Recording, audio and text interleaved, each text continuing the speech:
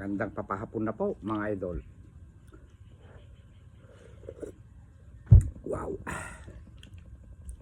Sinigang po na hipon, oh. Bumili ako sa palengke kanina. Dumaan kami ni Billy sa crossing.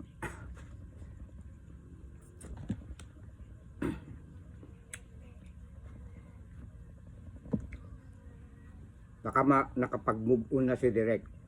Kaya marami nang kakainin. Siya nga po pala.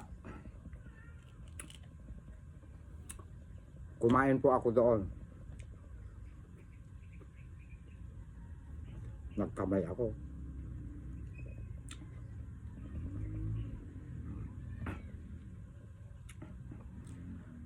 Alam to. 12 eh. 100 lang. Ang lalaki.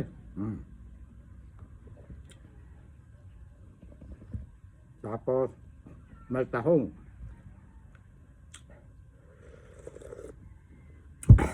Wow. Ang sarap ng sabaw mga idol pagka may tanlad.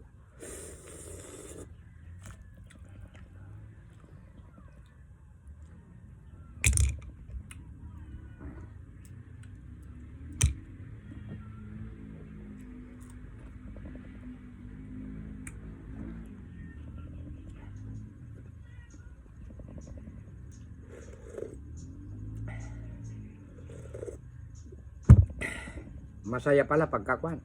Nagla-live si Direk. Tuwing gabi na po, magla-live na po si Direk para masaya.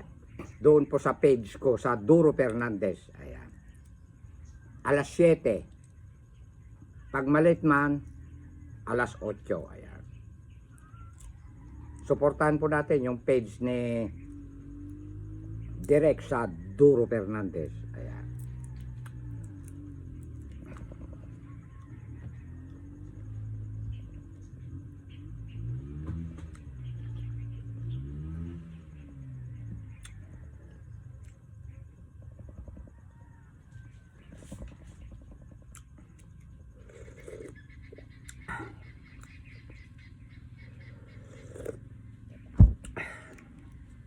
At may kwan pa ito, may kasama po itong yung bang ano ba yung isda na yun, yung pink salmon ba yun? Isang ulo lang yung binili ko, 80 pesos. Tapos 1/4 na pasayan, 100. Diba? Alternate naman para excuse me, para hindi naman magsawa yung mga manunood pagka puro dinengdeng. Pero may mga nagko-comment mga idol ako. Gustong gusto nila, hindi sila magsasawang manood kahit puro dinengdeng.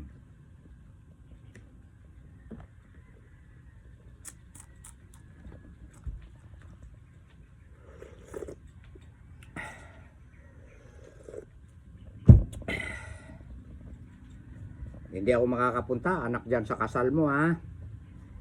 Silakwan na lang pupunta, Ate Maripe mo. Saka na lang ako dadalaw dyan anak ha.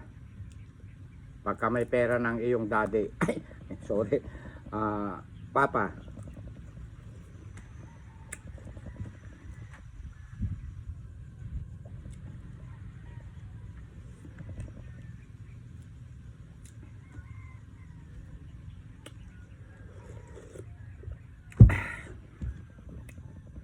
Konting kimbot na lang po.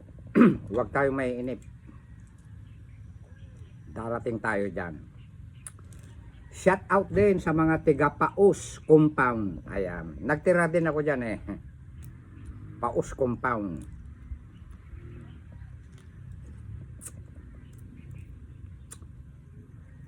Kumusta yung mga sabongero dyan?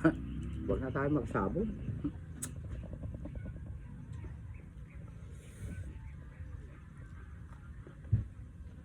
Nakalimutan ko tuloy yung kaibigan ko na kapitbahay ko sa Paus Compound nag-aalaga ng manok.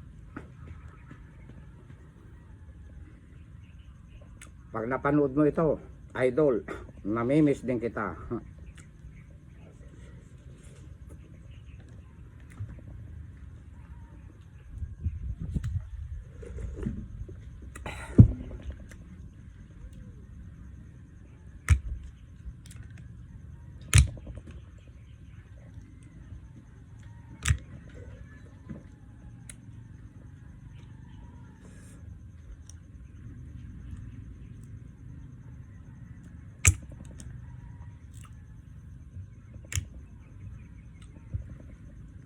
Totoo nga pala yung sinabi nung babae na pinagbilang ko ng taho. Kuya, bili ka ng tahong ko mataba. Kinuha ko isa, ginanong ko. Magkano isang kilo? 50. Ayun.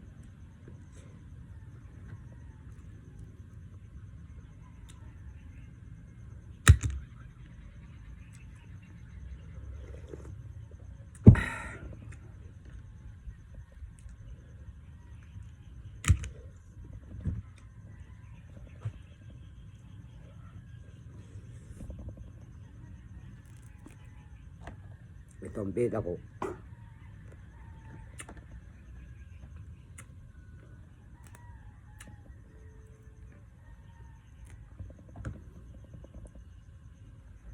Ang sarap.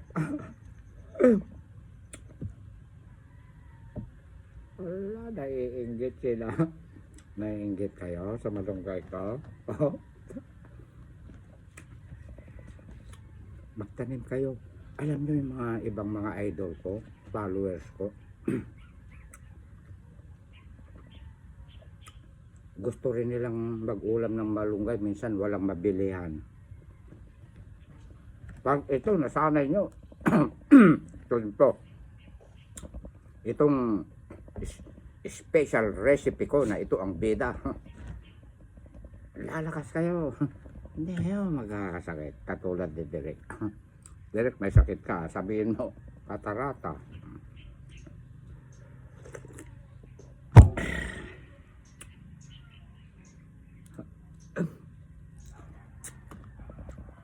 Panuorin mo ako, Lola, ah. I love you. To all mga idol.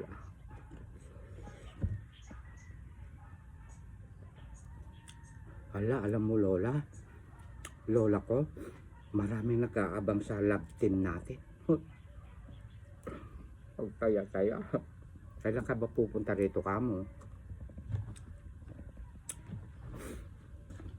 Sabi mo, pupuntahan mo ako rito sa Pinas. Kailan ba?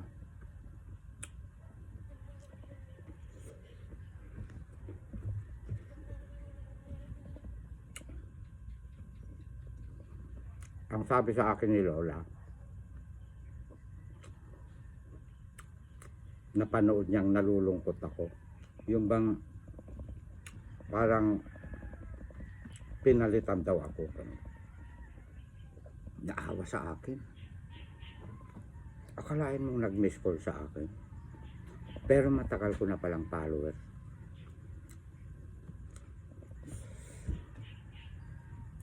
Unang video call namin,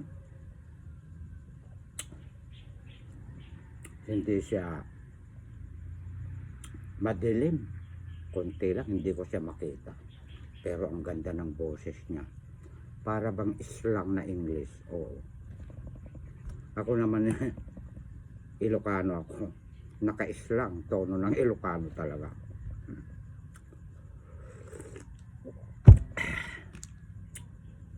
Tapos nagkukumusta. Kinukumusta niya ako.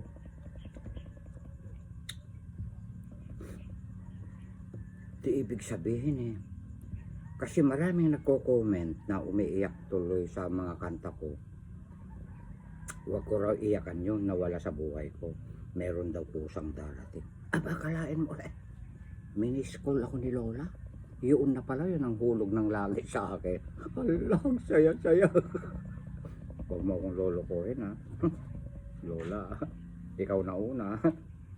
Ikaw nag-school sa akin. Ala, ibig sabihin, I love you mo ako. Palakpakan natin si Lola. Mamaya. Kumain muna tayo.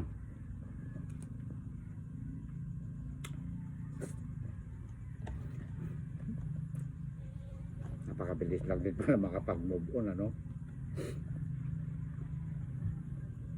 At alam nyo, ang sabi pa ni Lola, magaling daw siyang mag-drive.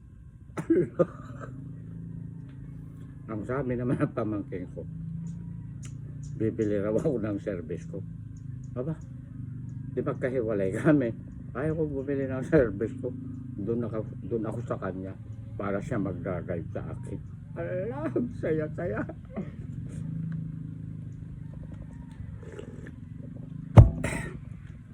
Para tayong pan ngayon. Parang yung idol tayo ng mga buong mundo, no? Fans nila tayo ngayon. Inaabangan daw nila yung love life natin.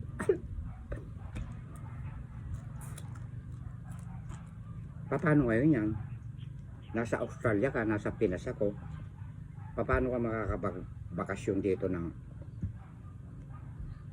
3 months, 4 months, 5 months, sabi ko. Di mag-dual SIM ako. Ay, mag-dual SIM. Mag-dual... Ano na ibig sabihin niya? Citizen dito, citizen din siya doon. Sorry po, dual SIM. Cellphone naman na yung sinasabi ko. Sorry po. Aba, siya gumagawa ng paraan. Gusto niya magtagal dito. Sabi ko na,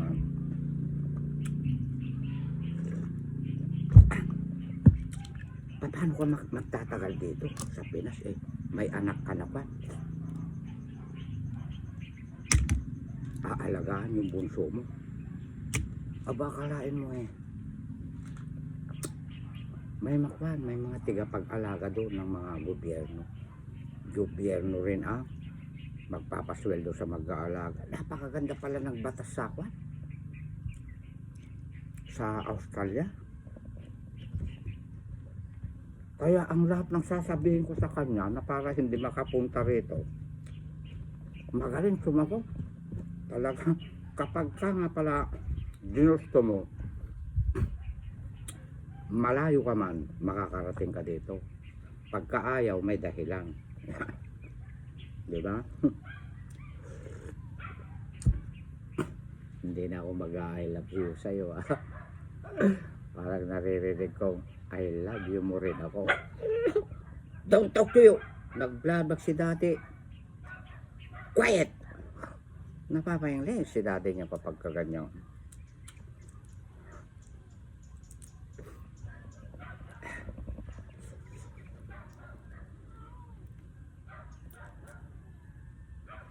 Hindi ako high blood.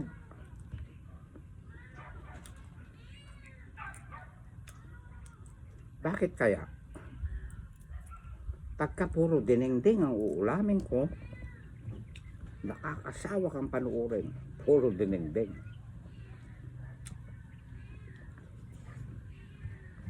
Pagka naman medyo masarap, mayabang na raw ako. Magpambili na ako.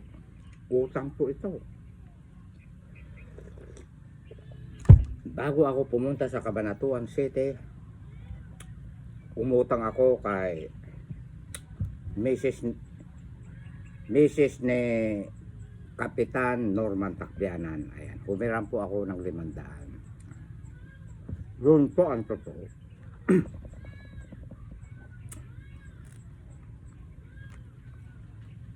Nangungutang ako, hindi pa kalakihan ang sweldo ni Derek.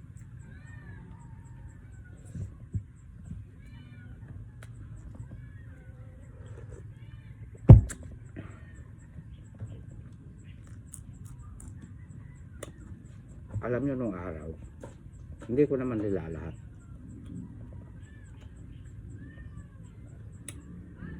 Yung bang parang paglalapit ka na parang uutang ka na nararamdaman nila.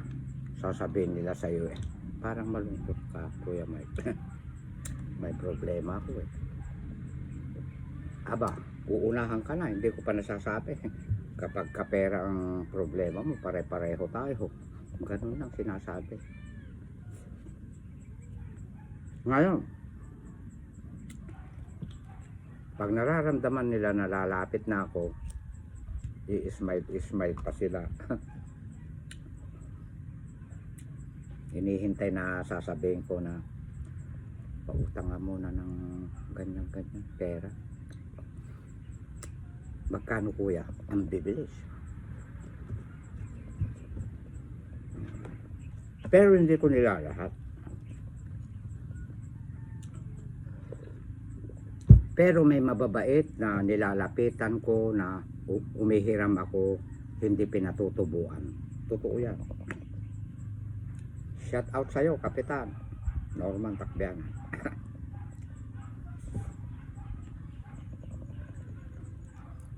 Kasi hindi naman kasi sila nagpapautang.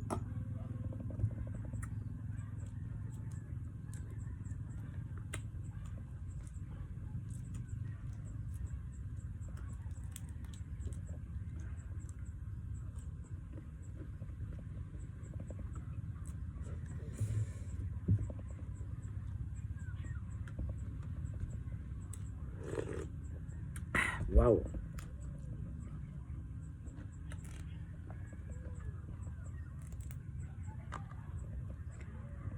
Shout out po sa lahat ng mga nakapicturan ko po dyan sa NA, ano na karugtong? Mall ba yun o SM?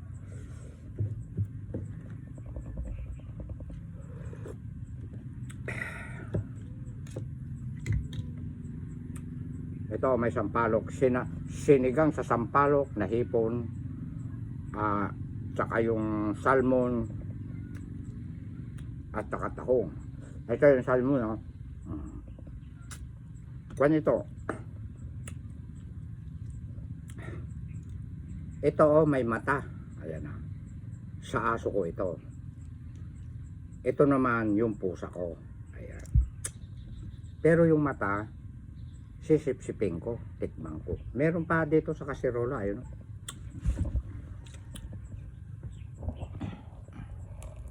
Ayan. Hindi yan yung kainan ng kwan. Aso ko. Tumigil ka na. Andun, no? Sabagay, pagka hindi siya titigil, hindi rin pagtigil ang pagsikap ko.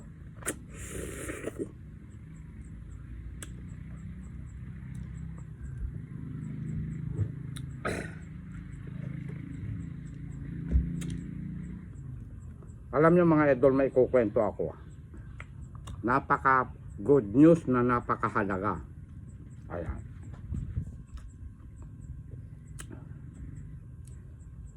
Kinakausap si Elizabeth na isang tao yun. Hindi ko alam kung lalaki o babae. Na ang sabi niya kay Elizabeth, hihingi raw siya ng sorry sa akin. Hindi ko po alam yun kung lalaki o babae. Sinyat screen ko po para napakatibay po na ating ebidensya.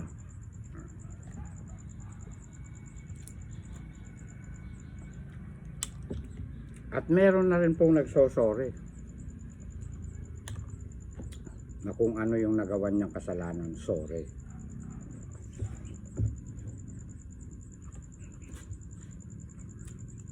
Ang sabi ko nga noon pa, marunong tayong magpatawad sa isa't isa. Yung ang nasa taas, nakakapagpatawad, ating Diyos sa taas. Tayo pa kaya, mga tao lang tayo. Lamang huli na.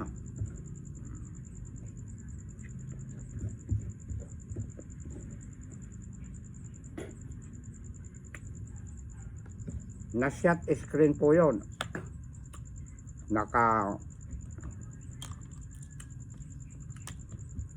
Nakatago na.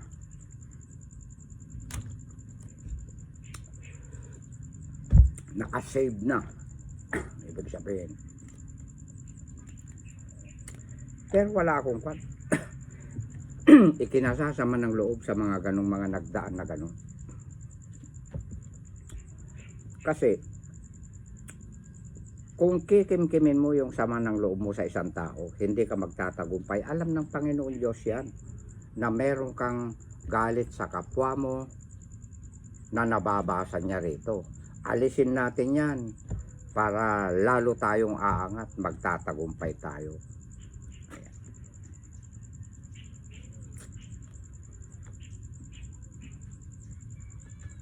O diba? At maraming salamat.